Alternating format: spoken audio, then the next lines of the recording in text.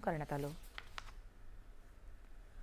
समाजातल्या शेवटच्या घटकापर्यंत गुणवत्तापूर्ण आरोग्य सुविधा पोहोचवण्यासाठी शासकीय यंत्रणेसोबतच खासगी रुग्णालयांचं सहकार्य अत्यंत आवश्यक आहे, असं लोकसभेचे अध्यक्ष ओम बिर्ला यांनी म्हटलं आहे। यासाठी सरकार आणि खासगी क्षेत्रानं मिळून काम करण्याची गरज त्यांनी व्यक्त केली।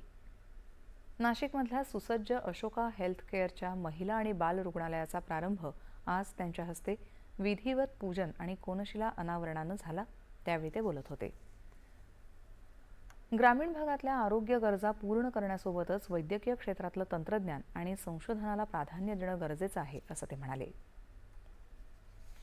हमारा जीवन किस तरीके से निरोगी रहे, इसके लिए चाहे योग हो, चाहे पर्यावरण का अनुकूल जीवन शैली हो, ये सब उपाय आज करने की आवश्यकता है।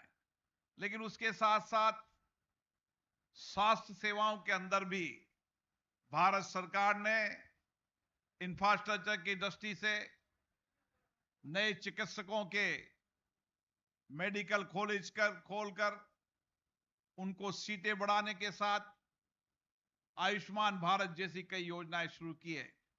लेकिन सरकार के साथ साथ निजी सहयोग से भी आज स्वास्थ्य सेवाओं के अंदर सार्थक परिणाम आ रहे हैं।